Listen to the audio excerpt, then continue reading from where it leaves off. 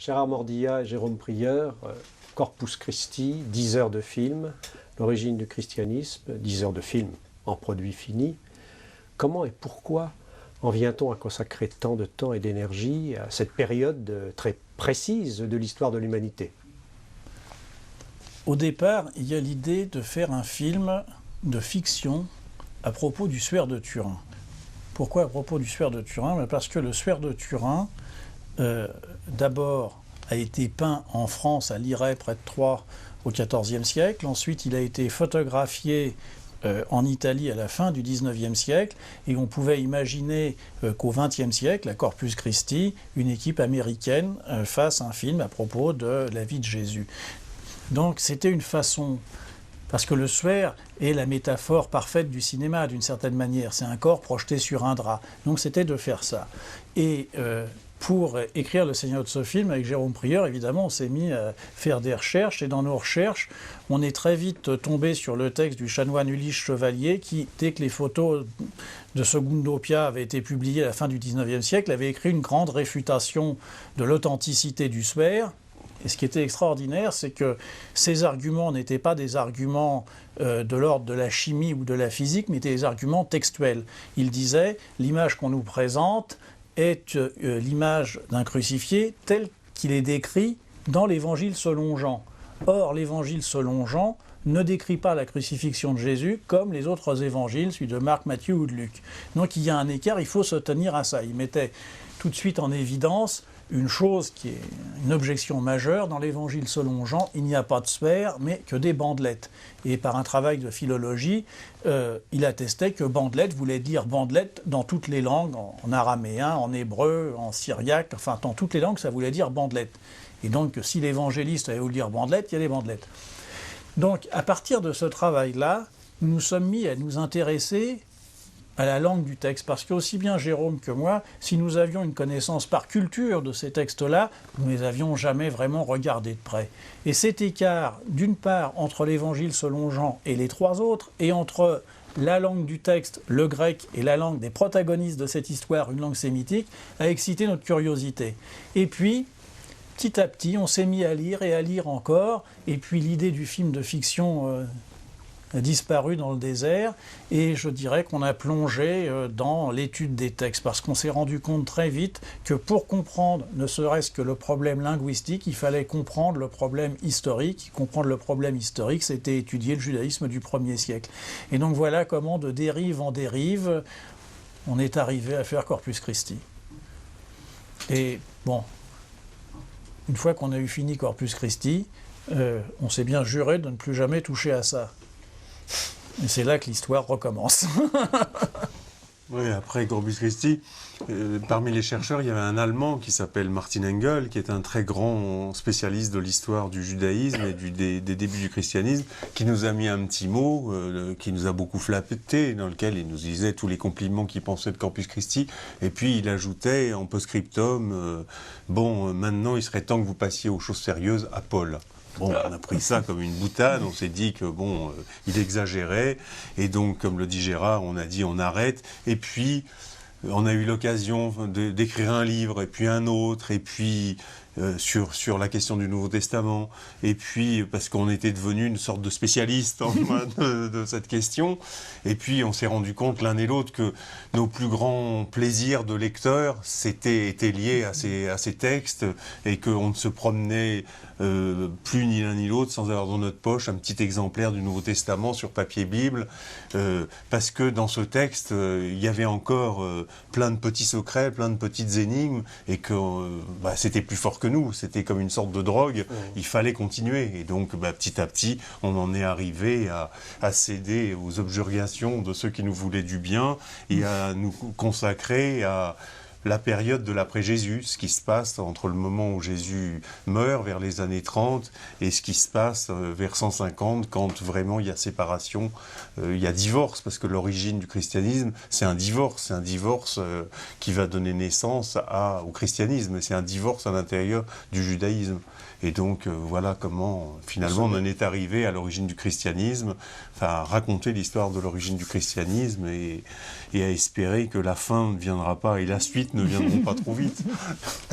Vous savez, il y a une chose dont on n'a pas parlé, c'est que on a des grands ancêtres. Alfred Loisier est un exégète du début du siècle qui a beaucoup compté pour nous parce que tout à coup on se trouve devant un intellectuel d'une écriture, d'une élégance absolument extraordinaire, quelqu'un qui pense par lui-même. C'est un curé qui va être petit à petit excommunié de l'Église et qui finira professeur au Collège de France, ce qui n'est pas un sort absolument déplorable, mais qui est un modèle littéraire, un modèle d'intelligence pour nous. Mais il y a un autre modèle, on l'a souvent dit, et c'est pas complètement une boutade, c'est Colombo, c'est l'inspecteur Colombo. Je ne sais pas si c'est la question de l'imperméable ou si c'est autre chose, mais c'est le fait que Colombo avance en laissant de côté des énigmes, des indices plutôt, et que c'est ce qu'on n'a pas arrêté de faire avec Corpus Christi d'abord et avec l'origine du christianisme. On avance et puis on laisse derrière nous quelque chose qui encombre trop la vue, qui ne permet pas d'y voir clair. Et puis on revient, et puis là on bute sur quelque chose. Ça peut être un petit mot, ça peut être une phrase, ça peut être un épisode, ça peut être un personnage. Et puis à force de revenir comme ça, de tourner en rond, eh ben, on débouche sur quelque chose d'autre, sur une autre question. Et de question en question, on avance sans avoir la certitude d'avoir trouvé le fin mot de l'histoire. La seule certitude, c'est que nous sommes toujours, tous autant que nous sommes, des lecteurs distraits. Et je crois que quand on est face aux exégètes qui sont vraiment, à mon sens, les derniers grands lecteurs de ce temps, on apprend à lire, tout simplement. On apprend à lire. Et on a beaucoup défendu auprès de nos interlocuteurs et Corpus Christi et l'origine du christianisme comme des films sur l'apprentissage de la lecture. Et comment ça s'est passé vous-même? Est-ce que vous êtes plongé dans les livres à ce moment-là? Est-ce que vous avez commencé votre travail de recherche à partir de livres historiques sur cette période? Au départ, on est parti sans rien savoir. On est parti sans rien savoir. Vraiment, on a fait nous-mêmes notre éducation dans la mesure où nous n'avions pas de directeur de conscience ni de directeur de thèse. Donc c'est uniquement par notre expérience de la lecture, et c'est pour ça que ça a été très long, mais c'était un temps nécessaire. C'est-à-dire qu'il fallait que nous fassions ce cheminement pour arriver à y comprendre quelque chose. Parce qu'il y avait un obstacle qui s'est très vite posé, c'est que le travail exégétique, la réflexion historico-critique sur les textes, comme tous les domaines de la recherche, utilise un langage qui lui est propre. Or, ce langage nous était totalement étranger, c'est-à-dire que je me souviens des premiers livres qu'on a pu lire, où parfois, vraiment, on n'y comprenait rien, on se demandait de quoi il parlait. Donc il a fallu les lire, les relire, les lire l'un après l'autre, en discuter, et petit à petit approcher comme ça à comprendre déjà cette langue. Et une fois qu'on est rentré dans cette langue, on a pu donc développer notre capacité de lecture. Et quand je dis qu'on a beaucoup lu, on a lu, je ne sais pas, 500, 600 livres, et donc il y a deux, vous multipliez ça par deux. Et puis effectivement, s'intéresser à l'histoire, parce qu'un des grands enjeux de notre travail, quand même, c'est de se dire que la lecture historique de ces textes nous éclaire nécessairement sur la situation contemporaine. Or, on peut donner un exemple, il y a un exemple anecdotique, banal, amusant, qui est facile à citer. Les gens se marient aujourd'hui à la mairie avec deux témoins. Ils trouvent que c'est très bien et que c'est normal. Ils ne voient pas le rapport que ce mariage avec deux témoins peut avoir avec les représentations de Jésus en croix, où il est entre deux larrons. Mais c'est la même chose, il est entre deux larrons et on est entre deux témoins, parce que dans le Deutéronome, il est prévu que pour qu'un témoignage soit vrai, il faut qu'il y ait deux témoins. Donc, nous vivons dans cette histoire, nous sommes les protagonistes de cette histoire, quoi que nous pensions, quoi que nous croyions. Donc il faut absolument s'y intéresser, et je crois que dans la situation générale du monde aujourd'hui, cette compréhension des textes fondateurs est essentielle à la compréhension des enjeux politiques, militaires, intellectuels qui se jouent aujourd'hui. Alors, pour dire les choses un tout petit peu autrement, on peut dire que notre histoire dans ces textes, notre aventure, notre marche dans ces textes, notre voyage dans ces textes, c'est d'abord la constitution d'une bibliothèque d'une bibliothèque de référence se ferme. Il n'y a pas de bibliothèque toute faite. Il faut donc trouver les bonnes lectures, retrouver les livres même quelquefois, puisqu'il y a beaucoup de textes formidables, fondateurs, qui ne sont plus disponibles, qui ne sont plus accessibles. Et puis d'autre part, sans doute aussi faire ce voyage initiatique. On a souvent eu l'impression de faire un voyage initiatique en Israël, parce que bon, on y allait pour rencontrer des chercheurs, soit israéliens, soit les chercheurs de l'école biblique de Jérusalem. Mais toujours, on a été extrêmement... il n'y a rien en Israël qui concerne directement l'histoire de la naissance du christianisme. Tous les vestiges sont des constructions ultérieures du IVe siècle, du Ve siècle, du VIe siècle. Mais comme si toujours se trouvaient là-bas, en dépôt, les grandes questions, les grands conflits qui sont à l'intérieur du texte lui-même. C'est-à-dire que cette fameuse phrase de Jésus disant à Pilate « Mon royaume n'est pas de ce monde », c'est bien la preuve que cette question du royaume, de la nation, de l'enracinement dans une terre se pose il y a 2000 ans et est résolue d'une autre façon aussi il y a 2000 ans. Mais que le texte est l'archive, le conservatoire de différentes formes de judaïsme, même si le christianisme est devenu une religion distincte du judaïsme. Mais on est dans les textes à l'intérieur même d'un judaïsme qui est encore vivant ou qui a disparu et qui est très ancien. Alors depuis combien d'années travaillez-vous sur ce projet? Exactement 10 ans. 10 ans. Exactement 10 ans ensemble. Et donc vous avez travaillé... C'est-à-dire 20 ans. C'est-à-dire 20 ans, à vous deux. Voilà. Et donc pour réaliser... le premier film, Corpus Christi, vous avez travaillé combien d'années?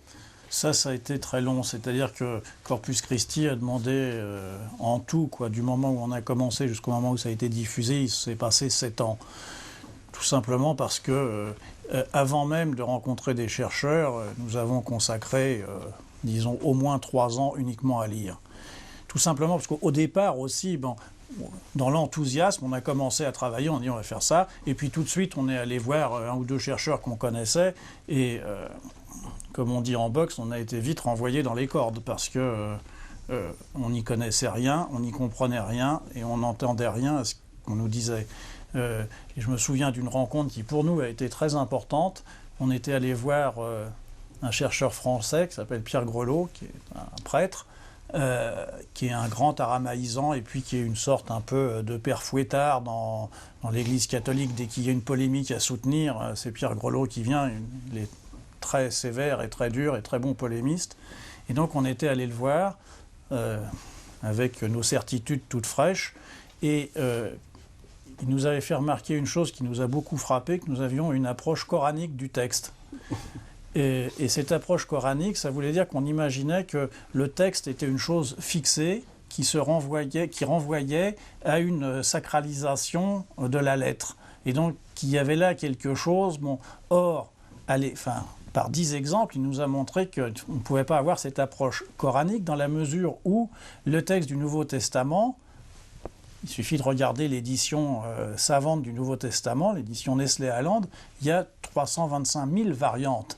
Donc c'est un texte extrêmement vivant qui a beaucoup vécu, qui a été sans cesse manipulé, repris, réutilisé, réaffirmé, et qu'il fallait donc bien comprendre ces mouvements du texte pour y comprendre quelque chose. Il ne fallait pas imaginer qu'il y ait une chose fixée une fois pour toutes et que c'était ça. Je crois que c'était une rencontre très importante dans la mesure où d'un seul coup ça nous a permis, je crois, de faire le pas de côté qui soudain ouvre l'esprit à la lecture, qui nous permet de voir les choses autrement, de voir nous-mêmes comment dans ces textes nous pouvions nous aussi lire les variantes et puis trouver une place finalement dans ces écarts. Moi, je me souviens tu t'en souviens autant que moi, à Moulins, on était allé voir un autre grand chercheur qui est Charles Perrault, qui est un grand historien du christianisme, qu'on avait filmé dans Corpus Christi et pas dans l'origine du christianisme. Et cet homme, le soir tombait dans son bureau, la nuit descendait lentement, on le voyait de moins en moins. Et à la fin de notre entretien, c'était un entretien préliminaire comme on en faisait avec tous les chercheurs, cet homme vénérable, ce savant, se met à nous parler du kérigme, se met à nous parler de l'événement de la résurrection. Donc bon, au bout de quelques instants, au bout de quelques heures, on lui dit au revoir et puis on se retrouve dehors dans la rue en se disant mais qu'est-ce qu'on va faire, qu'est-ce qu'on va devenir, enfin, c'est-à-dire il faut qu'on sorte du dialogue de sourds avec lequel on risque d'être en proie devant ces chercheurs. Et donc c'est pour ça que le reproche d'avoir une lecture coranique ou la peur d'être confronté, obligé à un dialogue de sourds, nous a vraiment obligés à revenir au texte du Nouveau Testament, mais aux lectures qu'on pouvait faire pour échapper au danger qui guette toujours ceux qui s'aventurent dans un terrain qu'ils ne connaissent pas, et peut-être encore plus dans le terrain du Nouveau Testament. Le danger, c'est celui de l'hypothèse qui va résoudre tous les problèmes, qui va permettre d'expliquer tous les mystères du texte. Et donc, on croit à un moment donné, naïvement, qu'on a la bonne clé, et qu'avec cette clé, on va ouvrir toutes les obscurités, on va effacer toutes les obscurités, et finalement, on se rend compte que peut-être cette clé, elle est intéressante, mais qu'en aucun cas, elle ne permet d'ouvrir tout le texte et de comprendre tout le texte. Et qu'il faut donc combiner sans arrêt beaucoup d'outils, beaucoup de façons de lire pour vraiment faire quelque chose d'original et d'intéressant, sous peine sinon de reproduire uniquement soit des fausses pistes, soit de reproduire ce qui se dit depuis des siècles et des siècles. Enfin, faut accepter, juste pour compléter ça, je crois que notre travail nous a appris à accepter le texte dans ses contradictions. Ne pas dire c'est ça la vérité, ou c'est ça l'histoire, ou c'est... Bon. Ces contradictions, elles sont essentielles.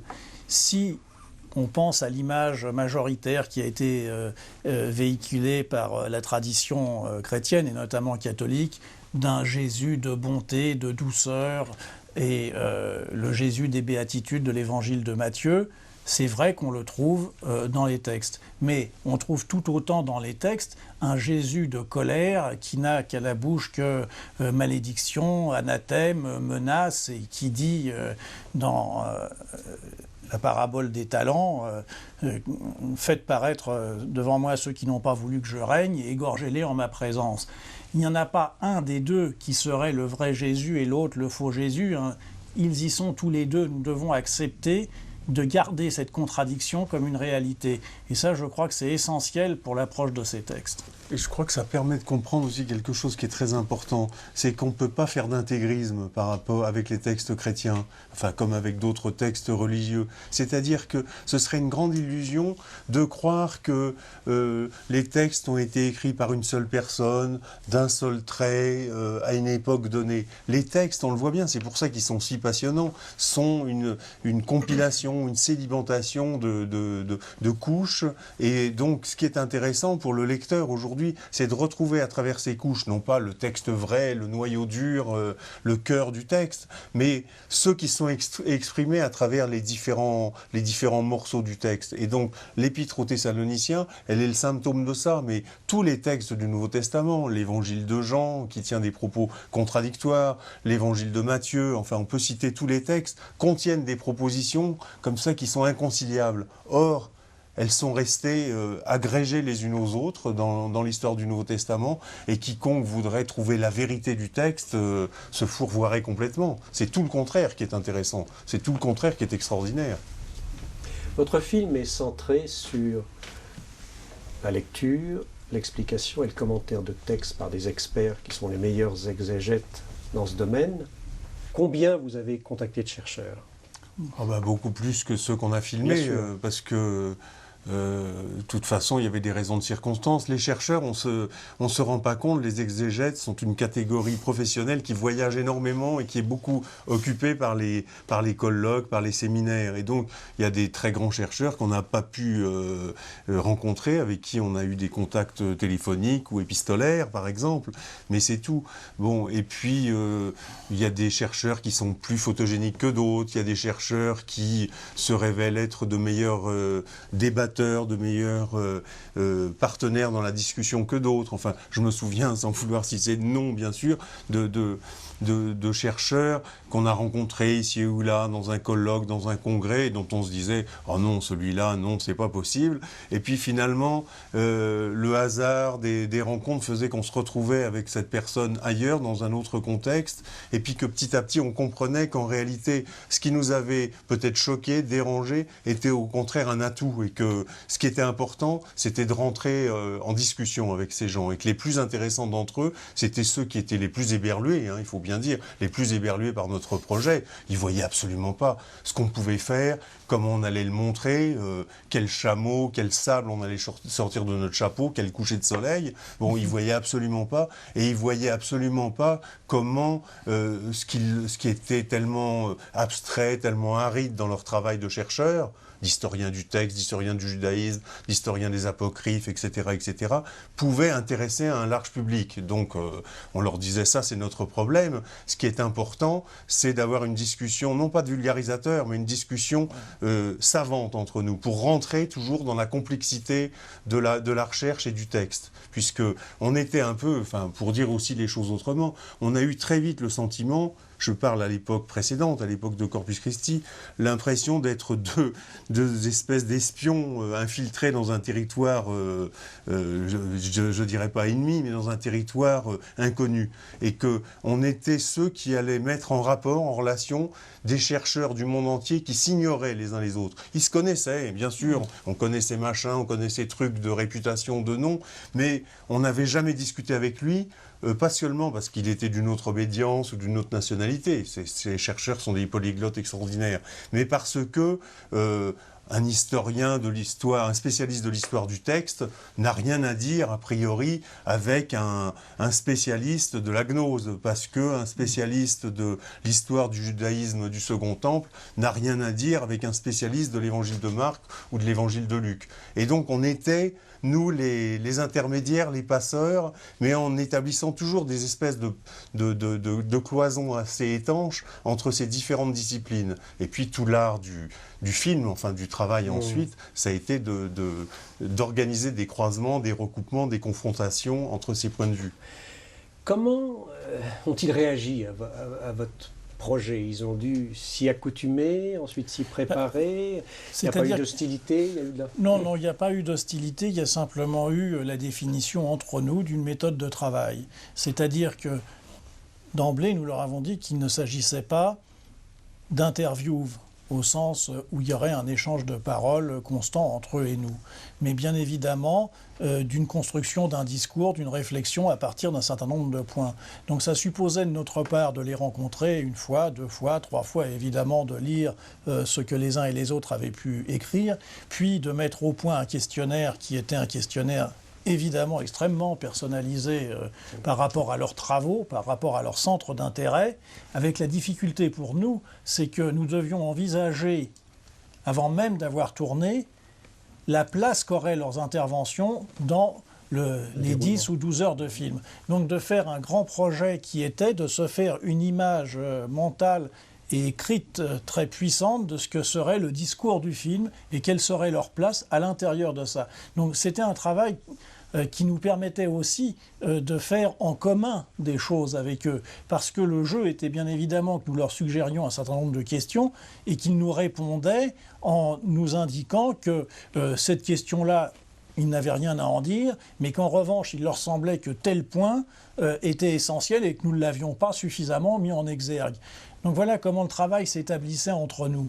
Et ça, je crois que ça a été une chose importante dans notre relation, dans la mesure où s'ils avaient pu, les uns et les autres, à travers leurs publications, rencontrer des journalistes, ça n'avait absolument rien à voir avec le travail que nous faisions, puisque ce que nous leur demandions, c'était un travail délicat et difficile qui était de faire de la recherche à voix haute. Alors le parti pris central était un parti pris depuis le début. Vous aviez décidé de ne pas intervenir et de donner ça, après un énorme travail cinématographique et de montage, etc. Mais ça, c'était une idée que vous aviez prise depuis le début et qui vous semblait la seule possible. Enfin, vous avez raison de dire que c'est une chose centrale, parce que c'est ce dispositif qui permet aux spectateurs de trouver une place qui est une place juste.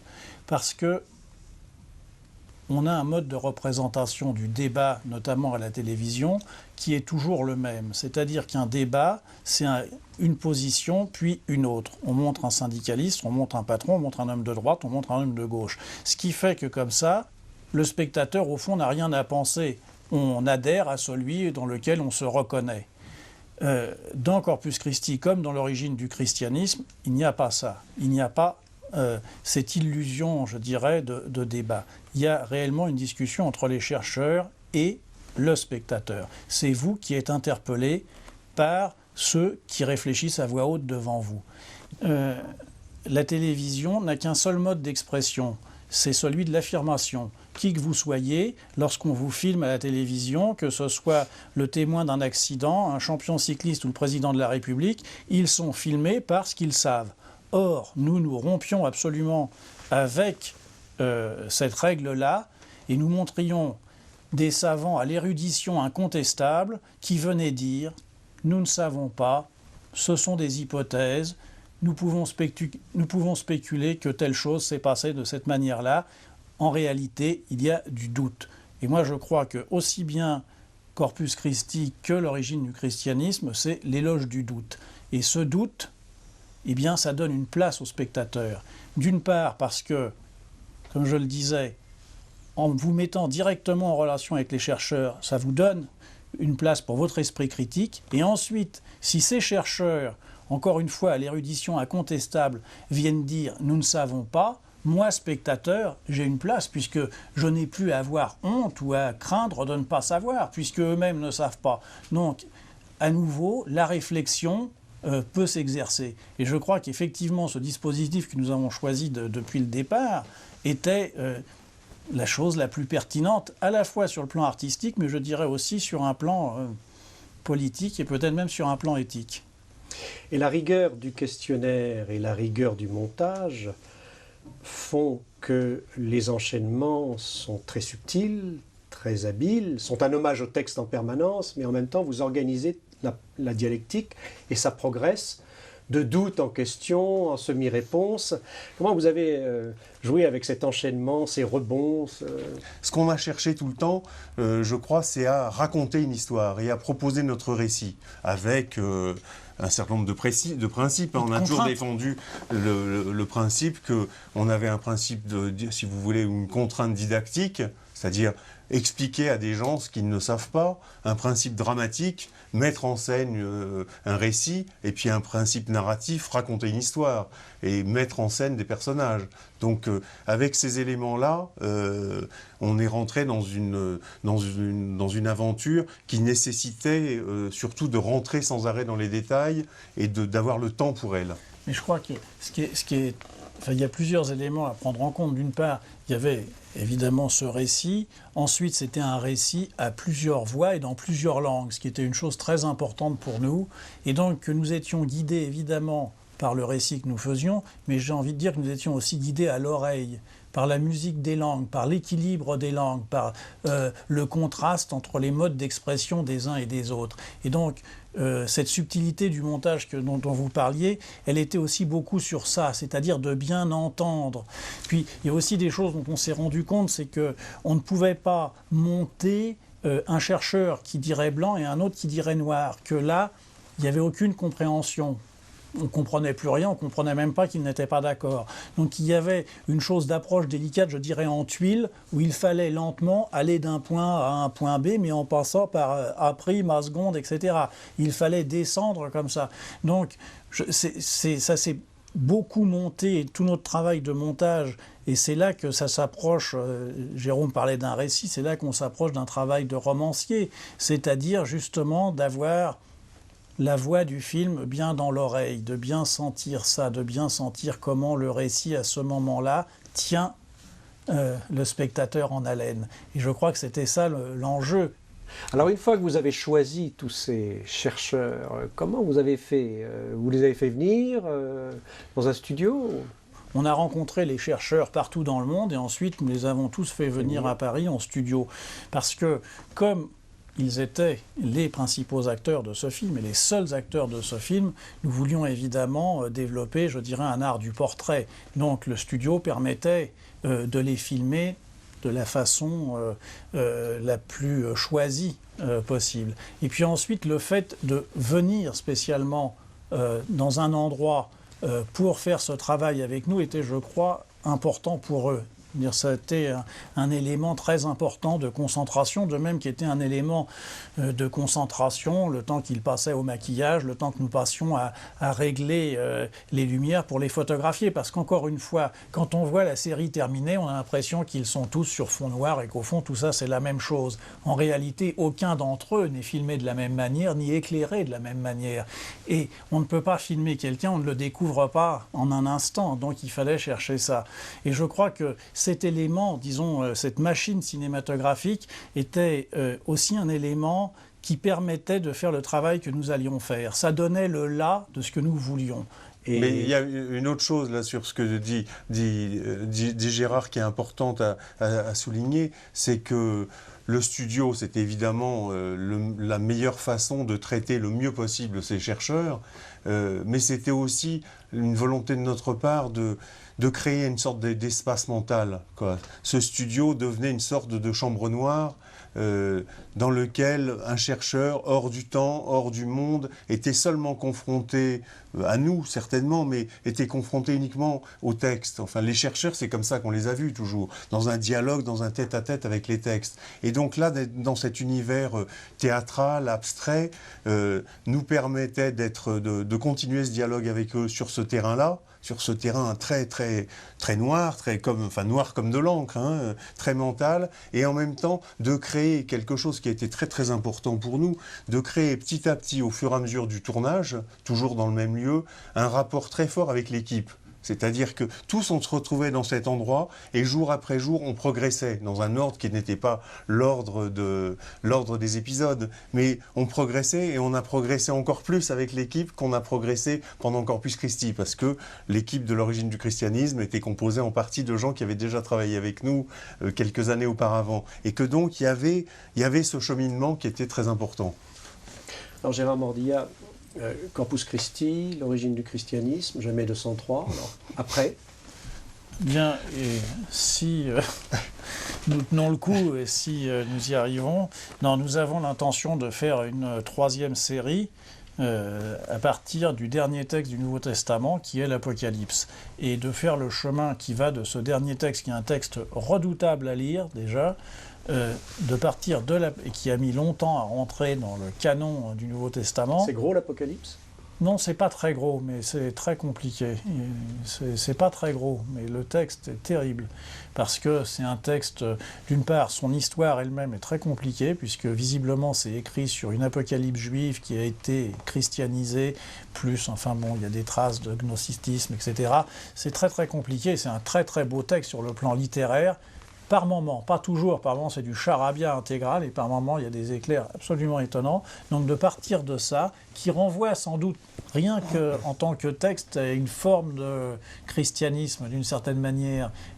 Ce charabia et ces éclairs que je décrivais, je sens bien l'ambiance aux alentours des années 150, comme ça. Et puis d'aller jusque, disons, à Saint-Augustin, à la cité de Dieu, c'est-à-dire au moment où le christianisme est établi tel que nous allons le connaître. Donc passer par les pères de l'Église, passer par la formation du canon, etc.